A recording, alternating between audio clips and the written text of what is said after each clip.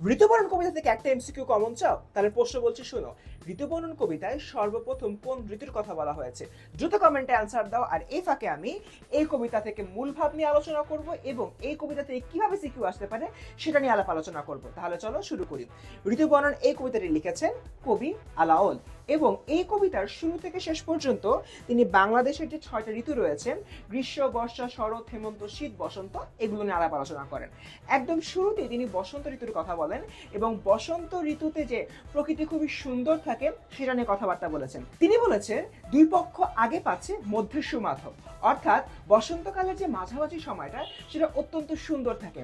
এ সময় গাছে গাছে রঙিন ফুল ফোটে, চারদিকে মানুষ আনন্দ করে, প্রকৃতিও খুব সুন্দর থাকে এবং এতে করে দেখা যায় যে মানব মন খুবই আনন্দে ভরে যায়। এক কথায় আমরা বলি না ফুরফুরা থাকছে, ওরকম একটা অবস্থা।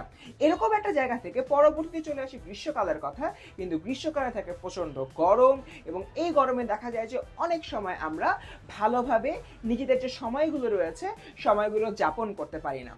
এই গ্রীষ্মকালের পরবর্তী সময়তে এখানে বলেছেন বর্ষার কথা। বর্ষার কথা বলতে গিয়ে তিনি বলেছেন চারদিকে প্রচুর বৃষ্টিপাত হয় এবং বৃষ্টির সময় ব্যাঙ ডাকে এবং এই ব্যাঙের আওয়াজ যখন শোনা যায় তখন বোঝা যায় যে প্রকৃতিতে আসলে বর্ষা চলে আসছে এবং এক একটা ঋতুর এক এক রকমের বৈচিত্র্য আমরা এখানে দেখতে পাই। গ্রীষ্ম বর্ষা গেল, এরপরে তিনি কথা বলেছেন শরৎ নিয়ে। তিনি বলেছেন শারদ আইলো, চারদিকে শরৎ চলে আসছে, কাশফুল ফুটছে, প্রকৃতি খুব স্নিগ্ধ হয়ে উঠছে, নির্মল বাতাস রয়েছে, আকাশ পরিষ্কার রয়েছে এবং এই শরতের প্রত্যাবর্তনের মধ্য দিয়ে আকাশ অনেক পরিষ্কার থাকে এবং মানুষের মনও অনেক আনন্দে ভরে যায়। শরতের পরে আসে হেমন্ত।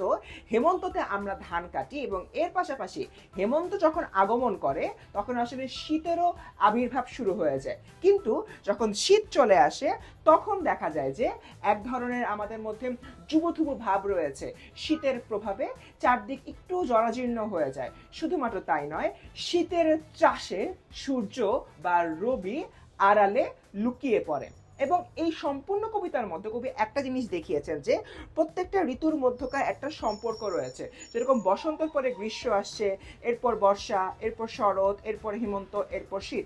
প্রত্যেকটা ঋতুর মধ্যে এক একটা সম্পর্ক রয়েছে এবং এই সম্পর্কের উপরে ভিত্তি করে প্রকৃতিতে বেশ কিছু পরিবর্তন আমরা দেখতে পাই। তো স্টুডেন্ট, এটাই ছিল আমাদের ঋতুবর্ণন কবিতাটি। এই কবিতা থেকে প্রথমে যে এমসিকিউটি দিয়েছিলাম তোমরা সবাই উত্তর করেছো? উত্তর না করলে এখনই কমেন্টে যে উত্তর করে ফেলো এবং আজকের এই ভিডিওটা যদি ভালো লাগে ভিডিওটি সেভ করে রাখো আর পরে কোন টপিক চাও সেটিও জানিয়ে দাও কমেন্ট সেকশনে।